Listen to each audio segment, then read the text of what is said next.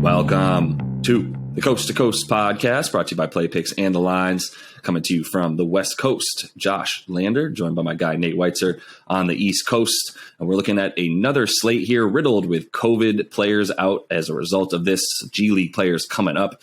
In this one, we're going to be looking at the Bulls taking on the Atlanta Hawks in Atlanta. In this one, a lot of players out for Atlanta as John Collins just went to the protocols as well. So missing even more guys than they were in their blowout loss to the Knicks on Christmas Day. We'll get into some of that and some of these player props as well. So make sure you are liked and subscribed to the page. Got a couple other videos up for you today. And as always, if you do still need a FanDuel or DraftKings account, head to fdpicks.com or dkpicks.com and find those listings in your area, such as what we've got for tonight. Nate, let's get into it. Yeah, the Bulls are minus 5.5 here at Atlanta. They've been hot lately, at least on offense, whereas the Hawks certainly have not with all those guys out you mentioned. The total is set at pretty low at 208.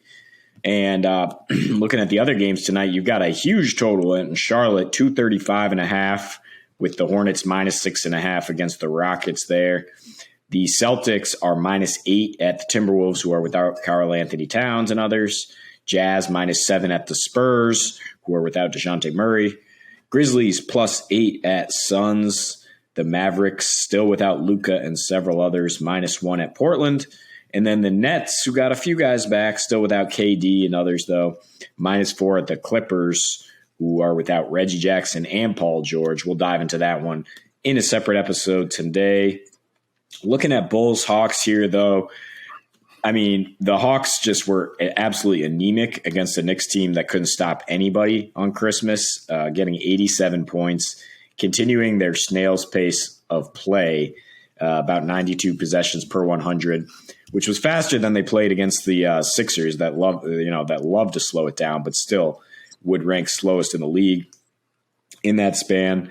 They started really hot at home, going pretty much consistently covering at home, not on the road, but 0-8 against the spread in their last 8 home games. That's key there. And just really depending on free throws and on getting in the paint against a Chicago team that does not give up a ton of paint points. With Bogdanovic, Cam Reddish, and DeLon Wright, none of those guys are necessarily lights out shooters. Bogdanovic pretty solid from the perimeter, but they're all going to need to get in deep to score against a Bulls team that's just really disciplined with Billy Donovan at coach.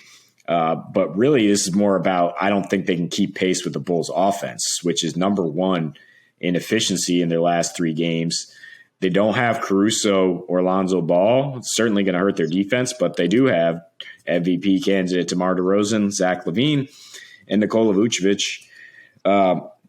Just 3 fantastic offensive players.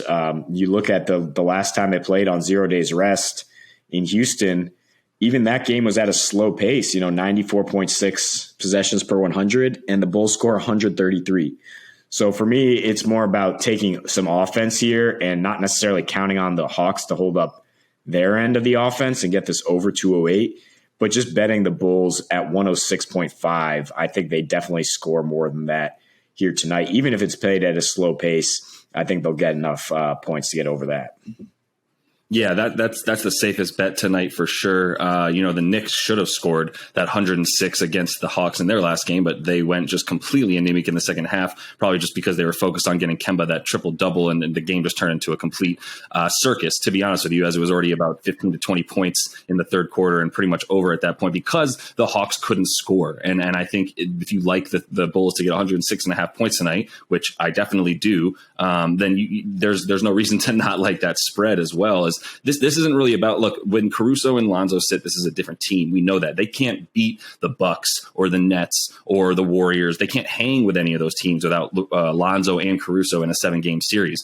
But that's not what this is. This is one game against the Atlanta Hawks without John Collins, as well as all the other guys we know that they're missing, including all those wing players and their best player, Trae Young. So really they're looking at one starter and 2 starters if you count, Bogey and Capella will be playing for them tonight. But in their last 3 without all those guys, you see what they're left with on offense. They're hanging around on defense against a couple of those teams, the two teams they played before the Knicks, the Magic and the Sixers. They obviously beat the Sixers, big surprise there. But yeah, that was one of those stars out bets up games that now that they don't even have John Collins, I'm not sure what they're supposed to do on offense. I'm not sure who they're supposed to run pick and roll with outside of Capella, who's then just going to be diving to the rim. The Bulls, as you mentioned, Billy Donovan actually won't be there tonight with COVID as well, but we know they're going to be running his system, and that is disciplined, as you said, in the middle or top half of the league. In most necessary categories on defense, including opponents' points in the paint. They're causing turnovers. They're not allowing second chance points or giving up turnovers. So they're playing that disciplined basketball. And with a starting lineup tonight, that's going to include Malcolm Hill and potentially either Lance Stevenson or one of those two G Leaguers that Atlanta just called up. I'm not really sure where they're supposed to generate offense from. They are playing at such a slow pace because of the fact that there's really not much for them to do on offense, and the only hope that they have is keeping the opposition not on the offensive end, because there's when you get Zach LaVine, Nikola Vucevic, and DeMar DeRozan on the court at the same time this season, their offensive rating jumps up to above 112 points per 100 possessions, as you see in their last three, at least that they've had at least two of those guys in all of those three last games. Their offense is still back up to the top. Their shooting numbers are incredible as of late, and that's the biggest thing for me here is Atlanta's defense, which was really, really good at home at the beginning, as you mentioned, before going 0-8 against the spread in their last 8. That defense is not present. There's nobody there. Those wing defenders that they had that were gobbling up 3-point shooters and really holding even 2-pointers, their opposition to a low 2-point field goal percentage as well. Those guys aren't playing tonight, so there's no reason to think that DeMar DeRozan, who's going to just get all of his points from wherever he wants on the floor, as well as Zach LaVine, who's actually increased his playmaking a ton as well, which you really like to see. The Hawks, despite having a decent defense on the wing, they're still giving up a ton of points in the paint inside of 15 feet, as well as a ton of assists. So all of that is to say, I would pick pretty much every team in the league tonight against Atlanta, and the Chicago Bulls team, despite not having their best two defensive guards against the Hawks tonight, they're still just they're a top 10 team in the league playing a bottom 3 team in the league without all of their stars in tonight. Yeah, but I do like points here, especially on the Chicago side. But the more I look at it, I think the Hawks will be able to get over their total of 101, given the fact that Caruso and Ball are out and they have those slashing guards. Just look at it, Josh. I mean, the Bulls are giving up 60.7 paint points in their last 3 games. And so, yeah, I talk about the Hawks not shooting a lot of threes, getting into the teeth of the defense. Well, it appears they're going to be able to do that against this squad that's on a back-to-back. Obviously they've been relatively successful 5-2 against the spread on 0 days rest, but they've also played a lot more high scoring games, and Chicago's ability to limit assists doesn't really apply as much to Atlanta's barely getting any assists in this 3-game stretch, because it's very much just seeing what Cam Reddish, Bogey, and others can do in isolation. So, I mean, it's kind of a risky bet, I think, to take the Hawks team total. But I think if you go over 208 here, you've got some wiggle room, with the Bulls maybe expected to get 115 or so. So I do like that that over as a way to bet against the fact that the Bulls are going to be playing backup guards, and that's going to hurt their defense.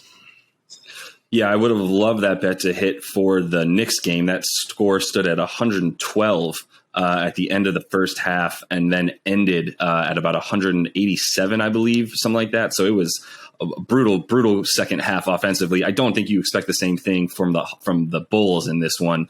They'll continue to get up and down the floor and get theirs for sure. One guy you could potentially target on the Hawks if you like it tonight is DeLon Wright. Had a nice game against the Knicks, putting up 20 points in that one and a bunch of assists there. I think you consider that the weakness of the Bulls defense tonight is going to be that backcourt without their two best defensive guards. Maybe you like DeLon Wright to get there's no point props up right now for us, specifically for this game, as there's just John Collins was just ruled out recently. There's a ton of stuff that needs to be reconfigured in Vegas. But, I think when DeLon Wright's props come out tonight, if you get those around 15, 16 points, maybe 4.5, 5.5 assists, I think you like him to be able to put up points tonight as the primary and pretty much only ball handler who can go and get his outside of Bogey tonight. So, and obviously Cam Reddish is there as well, but that's a different position. So I think you see DeLon Wright being the primary playmaker. Maybe you find his assist prop tonight and hit that against the Bulls, who will be worse on defense on the perimeter for sure. So that is all the time we have for this one, as we tried to make sense of all of what's going on here in the NBA with a ton of guys sitting out. Make sure you are checking out thelines.com and play picks, as we have